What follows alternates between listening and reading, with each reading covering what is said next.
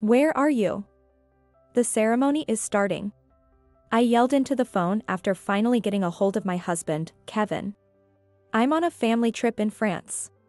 What about our daughter's wedding? When I said that, Kevin simply laughed and then hung up the phone. Family, huh? I repeat these thoughts in my mind. I stared at the disconnected phone for a while, but quickly shifted my mood and reached out to someone else. Regarding the matter I had asked you about before, I need it done as soon as possible, so please start now. I said assertively. Yes, I'll leave everything in your hands, please start immediately. Certainly. A lively voice responded from the other end. The person is from a civil engineering company that has been close to my family for years. And I thought to myself while trying to suppress a laugh. Go ahead, enjoy yourself now. Enjoy your so-called family trip. I think this will be your last pleasure. My name is Linda, I'm 52 years old. A housewife with 2 children. My husband, Kevin, is 55. Our marriage was a kind of political arrangement about 30 years ago now, a partnership between our companies. But this marriage life is likely to end soon. Because of Kevin's repeated issues. Not that there were signs of separation from the beginning. At least, I intended to build a great family with Kevin, despite our marriage being primarily for business alignment. Kevin felt the same at the time. That changed after our 2 children were born. Shortly after the marriage, I gave birth to our first child, Joe. The following year, our daughter, Anna, was born. I was happy to have children, but parenting was harder than I imagined. At that time, Kevin, still in his early 30s, was under training at his father's company. Perhaps that's why he accumulated a lot of stress. Even when he returned home, he did not participate in childcare. Despite seeing me overwhelmed by the cries of our 2 children, he did nothing. Rather, it seemed he grew indifferent and started spending more time away from home using work as an excuse. Well, honestly, I have my own regrets too. Back then, I was overwhelmed with childcare but was convinced I could manage it without anyone's help. The one who helped me was my mother. My parents are no longer with us, but I'm deeply grateful for their support during that time. If it hadn't been for the housekeeper my mother arranged, I would have been depressed. But once that period was over, the children were truly adorable. With Kevin often not returning from parents or his work, parenting became my purpose in life. Growing suspicious of Kevin's constant absences, I once asked him, "Where do you always go?" At the time, Kevin dodged the question with vague answers, but when he didn't join our children's birthdays, I finally asked him. His response was, "You can do whatever you want with your side? I have other things I have to do." I couldn't understand what he was talking about. What could be so important that you'd miss your children's events? I snapped at him that time. And Kevin's reply was, "You know I have a younger sister, right?" "Yes, she's 13 years younger, was it Sophia?" "Yes, that's right, Sophia. She's having her coming-of-age ceremony soon, so I need to discuss some things with my parents about it." He was putting his sister ahead of his children, and I couldn't help but say, "Are you kidding?" I was so angry. But as if it were the most natural thing in the world, Kevin told me, "You've been so wrapped up with the kids and ignoring me that you probably didn't realize, but she's been having a tough time too." I was left speechless by his response. Yet, this kind of incident became more frequent. He has even started to use his sister as an excuse to refuse to come to his own children's events, but would go to her coming-of-age ceremony. He would miss his children's school ceremonies but make it to Sophia's graduation. Where on earth is home for Kevin, and who is his family? I have thought that many times. And so, I celebrated our children's birthdays, and attended kindergarten and school ceremonies alone. In the children's commemorative photos, their father's presence faded away. Eventually, they also realized that their father didn't participate in their events. Later, as they faced exams, further studies, and job hunting, they proceeded to make their own decisions without consulting us first. Both of them would first find what they wanted to do, then look for schools that matched their interests and decide if they could apply. Their consultations with me were merely asking, "I want to go here, what do you think?" I remember my daughter saying as early as middle school, "Because I don't want to burden you." Having clear goals isn't a bad thing. It probably indicates a strong sense of independence. Yet, it makes me sad that they've learned not to rely on us as they saw their father has been unreliable. I hardly set a good example myself. Because I've been a housewife since we got married. I was sometimes involved in his family business though. My parents also wanted to leave me some kind of asset early on, and my brother was also in favor of that. My parents passed away 10 years ago. They were still in their 70s. The company went into the hands of my brother, James, and I was given some other assets through the inheritance. As to Kevin's younger sister, Sophia, whom he took care of in every way, was spoiled by her parents and him. Graduated her college and got a job at a subsidiary company through her father's connections.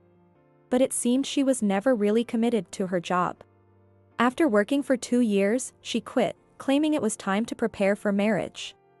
Apparently, she never liked working in the first place and ended up living a leisurely life at home. And neither her parents nor her brother, Kevin, said anything about it. They seemed rather pleased with her for not working, as they thought she couldn't work anyway. After that, she actively participated in matchmaking dates, but for some reason, they always ended up broken off. And the main reason, it turns out, was mostly because of Kevin's opposition. Whenever Kevin opposed, Sophia would simply accept it, saying, "If you say so." Before I knew it, she was already in her 40s. I heard she's still unmarried and just chilling around, not really moving forward with her life. Her parents are now in their 80s. Unlike my parents who passed away early, they're still physically strong and active, but normally, one would still worry about them. Yet, Sophia does nothing and continues to live freely. Since his father is still healthy and remains the president of the company, there's no sign of Kevin taking over as president. Although Kevin might want to take over the role of president soon, his father is not ready to step down. I don't know the reasons behind this. I had long since grown tired of Kevin's behavior. My brother and his wife even suggested that it might be best to break up after our children were independent. And I was thinking of starting a second phase of my life.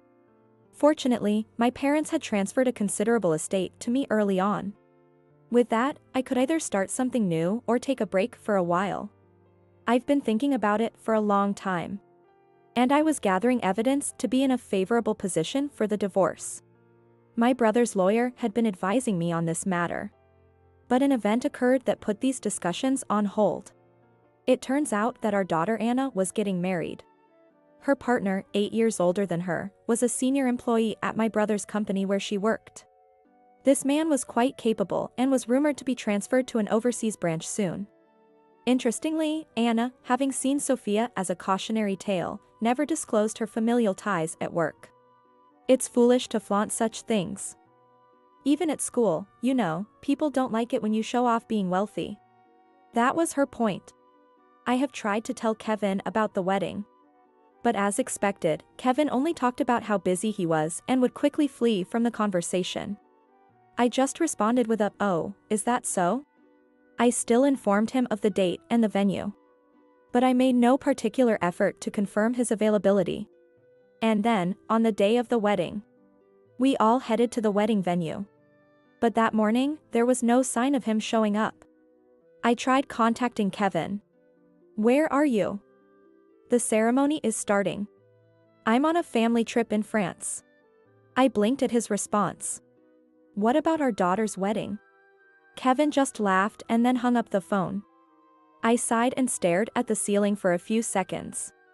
"Family, huh? Family." I repeated it several times in my mind.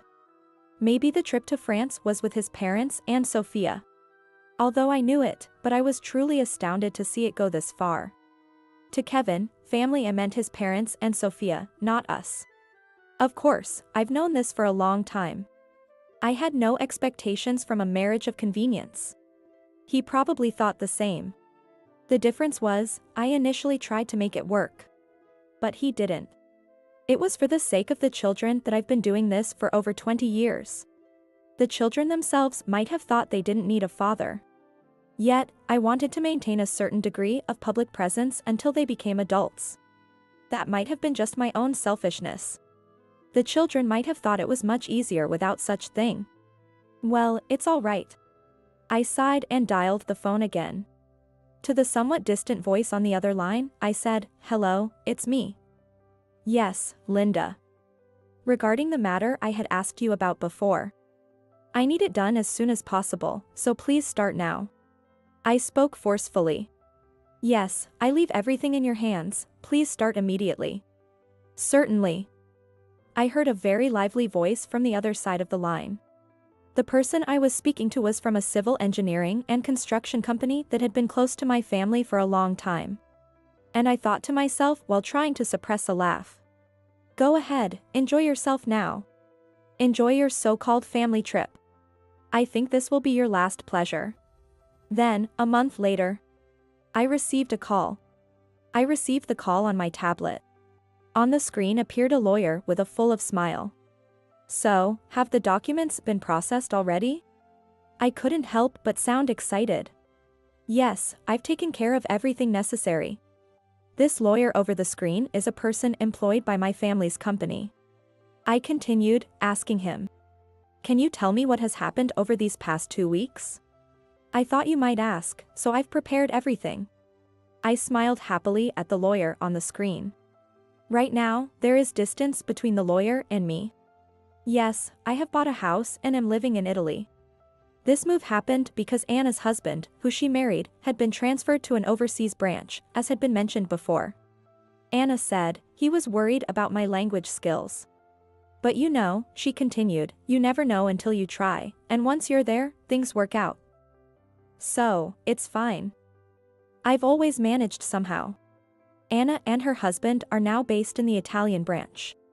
And I live in a separate building on the premises of their new home. It serves the dual purpose of living close and enhancing security. The lawyer I'm seeing on the screen seems to be adjusting some equipment. First, this. He then showed me what had happened during Kevin and his family's trip to France. "Wait a minute, why can't we stay at this hotel today?" So exclaims my father-in-law, who is wearing an ever-brightly colored shirt.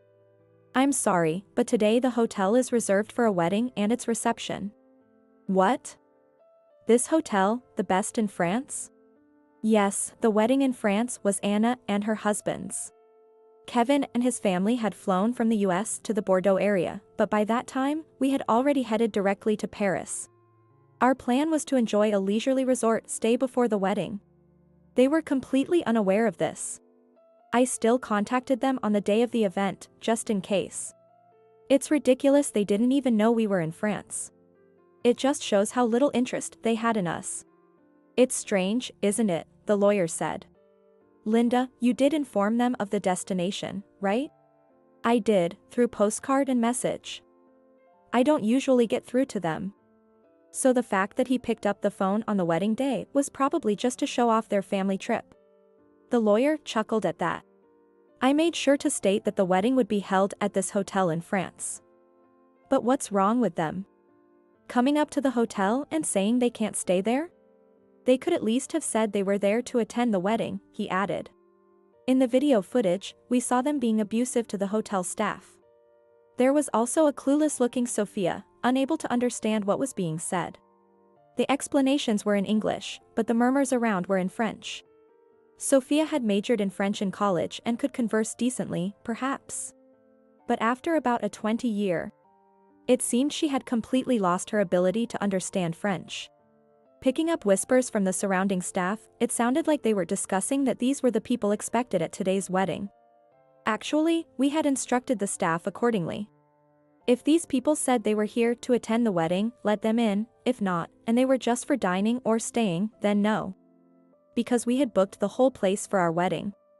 The wedding was a great success, and my daughter and her husband and I left that day for Italy from an international airport in France. We had no intention of returning to the US. On the other hand, they were so angry that they decided to return to the US from the same international airport. However, they were stopped right there.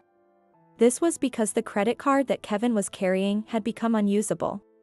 Moreover, the staff who had been following them managed to capture all this on video footages. "What? My credit card doesn't work? This one too?" "Yes, sir. The card isn't even in your name, is it?" "Yes, that's right. Kevin had taken my credit card and my bank's debit card, so I had them blocked." That bank account is for my personal assets. Yet Kevin had accessed it. I was just pretending not to notice. Because I knew that doing such a thing would eventually come to light. I had another account set aside, which I could use freely, so even if funds were reduced from one, it didn't impact my lifestyle. I overlooked it to gather evidence. Damn, why have they stopped working? Of course, because the owner has blocked them, right? If you say that, I can't go home. I don't have that much cash on me. The exasperated staff sighed and said, anyway, these cards are no good, so you cannot board the flight to the US. They then drove them away from the airport. They reluctantly returned and apparently went to the consulate of US to borrow money to get home. It took a considerable amount of time to reach that decision though. It seems they didn't immediately think of relying on the consulate. Moreover, because it was embarrassing, they tried borrowing money from acquaintances, which also took some time. When they finally realized that hey, can't borrow money from them, they asked the embassy for help. They had already passed their planned period of stay and could no longer afford to be shameful. Eventually, they were thoroughly scolded at the consulate. After all, the reason was that the credit cards were blocked. They were judged their actions inappropriate, and they were even detained a bit. And with great difficulty, they finally returned to the US, repaid the travel expenses to the consulate from their own account, and came home to complain to me, only to find nothing left. At that moment, the sight of them was just too much to hold back laughter. What is this? Kevin yelled in front of the empty home. And his parents dropping their bags. Our house had been built nearly 30 years ago by my parents when we got married. It was always well maintained, so it could have been sold if we wanted to. But it was under my name, and thinking of living in Italy, I wanted nothing left there. So, the items clearly belonging to Kevin were stored in a storage unit, and everything else was disposed of by a disposal company. That was another phone call I made on the day of the wedding. What the heck is going on? Kevin scratched his head, stomped around, and finally fell to his knees, pounding on the suitcase. I couldn't help but burst into laughter at the sight. Then Anna came over, hearing my laughter. What happened, Mom? Look at this, Anna. Your father's made a spectacle of himself. He's no longer my dad. While saying this, Anna gazed at the screen I was pointing to. In the screen, in front of the now vacant land with a for sale sign, it was completely cleared. Ah, that's where our house used to be. Completely empty now. Anna said with a wry smile. When she became an adolescent, she thought her father, who was always more protective of her aunt than she was of him, was just disgusting. I know she always talked about wanting to cut off the relationship with him quickly. It's nice to see your daughter is also pleased. So said the lawyer. Thank you for the fascinating footage. But there's more to it, isn't there? I asked. Oh no. That's not all. The lawyer gave a sinister smile. Next is this. And there was Kevin, scowling in frustration at something. What does this mean? The sound of him slamming the table could be heard. It means that your wife, Linda, asked you to file divorce. Linda would never say such a thing. How can you be so sure? Kevin started to say something but then seemed to have realized. That's right, the credit cards. Why on earth did she block the cards? Kevin muttered, to which the lawyer replied matter-of-factly, it's obvious, isn't it? Anyone would do the same if they knew a large sum of money was being used from their account without permission. Why were you using Linda's cards in the first place? Didn't you have your own? Then Kevin muttered ah, and fell silent. Or perhaps you didn't have enough money to live for? We had already looked into that. Honestly, there wasn't much money in Kevin or his parents' accounts at the moment. Just a little for business expenses, and he had been spending the rest from my savings. He took my cards under the misguided interpretation that it was family money. I never gave him permission to use my cards. So, when I say I stopped them, that was all. And as a result of stopping them, we found out quite a lot had been spent. Spent? No, this is supposed to be our money, right? Not at all. What are you talking about? Were you not aware of this? The lawyer asked, sounding puzzled. What you were using was Linda's personal assets from before your marriage. From before the marriage? No, that can't be. Linda never told me that. She probably didn't feel the need to mention it. As long as nothing happened, it was fine. But something did happen, didn't it? What? Kevin stood up abruptly. Linda said she no longer sees a reason to consider you family. At least, your children no longer see you as their father. What are you talking about? That makes sense. Do you even know which universities your children attended, what they studied, and who they married to? And most importantly, do you know where your daughter's wedding was held? Kevin couldn't say anything. By the way, the lawyer then told him of the date and location of Anna's wedding. Kevin's expression changed drastically. No way, he muttered under his breath. Yes, the hotel you tried to stay at that day. That place? Kevin leaned forward. Yes. Didn't you hear there was a wedding there that day? Well, maybe, but at that time, the wedding. No, then why didn't they let us in? That's simple. The lawyer then explained what I had told the hotel staff. Linda had already told them in advance. Why did you check your phone? Haven't you checked at all? Or did you have another phone? Faced with these rapid questions, Kevin remained silent. Well, thinking about it, it makes sense why I couldn't get through to him. Kevin probably had some phones. And the one that I got the number of, he usually kept turned off. Since my messages never got read too often, I had suspected that. I asked if he changed his phone, he would probably have just given me a new number anyway. That's why I never asked. All of this was part of my plan. I have evidence that I sent messages. And I left voicemail many times. I made sure to make me look like I was getting more and more upset, like, are you listening to my voicemails? Are you listening? I want you to see my messages. Of course, the messages were the same. It appears that I tried other methods as well. Yet, Kevin had shut out everything that could connect to me. Therefore, the lawyer continued. Linda is also going to sue you for the money you spent without her permission and for neglecting the family. Oh. And I heard from her parents that they're cutting off the financial support to your company. What? Let me see Linda just once. Kevin pleaded, nearly in tears. No, you can't do that. Why? Where is Linda now? She's not in the US anymore. Kevin's face at that moment was unbearable to watch. After the wedding, Linda and the others immediately went to Italy. What? And you were detained, right? While you were stuck there, they made their way there. He was listening to it with his fists clenched and trembling. Anna, watching that, couldn't help but laughing. So, what do you think? The lawyer asked us. Are there any more entertaining footages? I asked.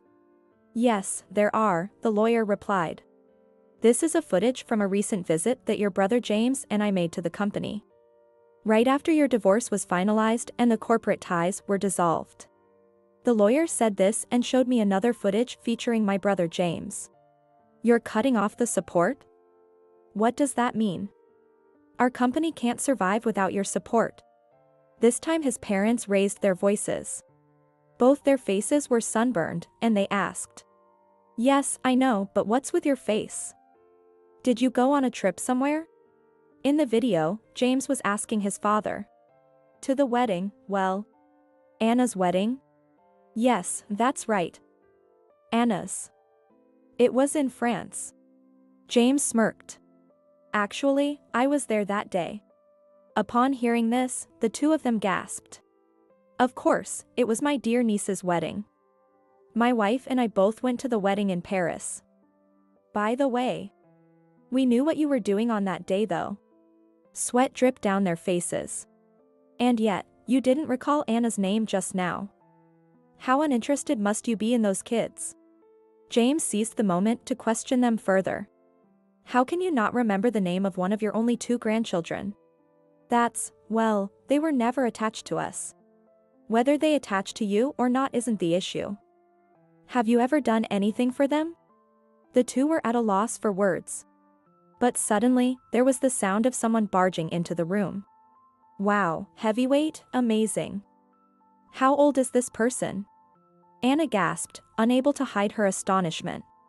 The person who suddenly appeared on the screen was Sophia. Sophia is 42 years old. She's 10 years older than my husband. Oh no. She's parasite single. Indeed, that was a modern expression. Thinking about it now, she has been parasite single for 20 years. What will she do next? I then looked back at the screen. If the support is cut off, what are we supposed to do? What should I do? Sophia, not addressing the lawyer but her parents, pressed for answers. I don't know, her father could only mumble his words. Well, the divorce has been finalized, and as far as we're concerned, we have no reason to finance you anymore. What? Why did you let the divorce go through? Don't you understand yet? There are many reasons, but the deciding factor is surely the fact that you used my money without my permission. But that was supposed to be marital assets. James sighed deeply. Kevin said the same thing. Well, of course, we were concerned about that. Which is why we had already given Linda a lifetime gift of her assets before the marriage. Does that mean you didn't trust us? In fact, I have no trust in anyone who has spent his wife's property. Besides, how much and for how long did your son neglect his own wife and children? They were at a loss for words. Even I, their uncle, attended their first birthday parties. Of course, Linda also came to our house. Well, the fact that we stopped talking about such things probably means you weren't considered family a long time ago. James seemed to enjoy grilling them at this point. Yes, just as you mistook those three as a different family. Oh, right, Kevin said something on the day of the wedding when he called Linda. He said he was going to France with his family. Shocked, his father looked up, and his mother covered her face. Family, who was he talking about? With that, James directed a very pleased smile at them and Sophia. That completely sealed the deal. How did you like it? Thank you. I'm very satisfied. Please proceed with the next steps. There aren't really any more procedures to take, though. I exchanged a smile with Anna at the lawyer's remark.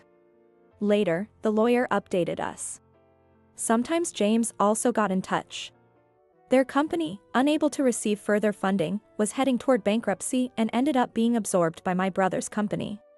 Saving the employees was deemed essential. They gave assistance to that company in the first place because they liked what the employees made. Not because the former in-laws ran a good business.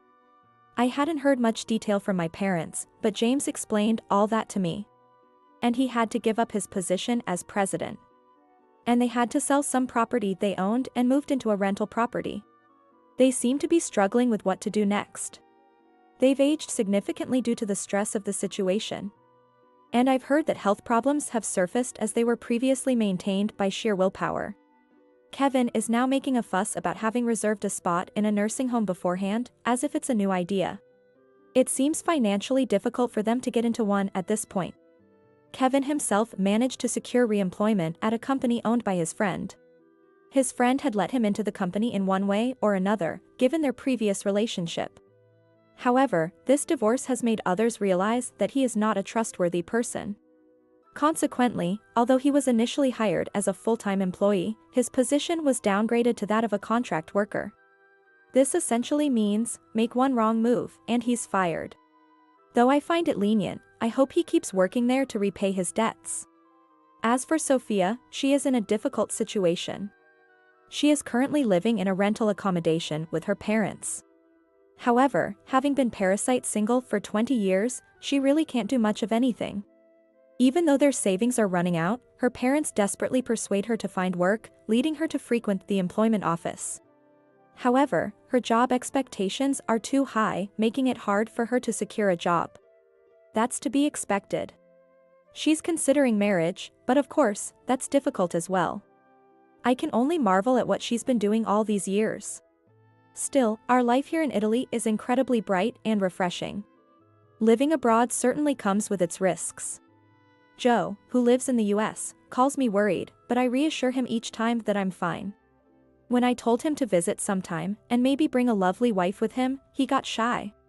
As long as we choose a safe area to live, life is generally calm. Learning Italian slowly, getting along with other American families, and thinking about what to do next under the bright sunshine and dry wind makes each day enjoyable. There's a right timing to divorce. I wouldn't say my 30 years of marriage were all bad.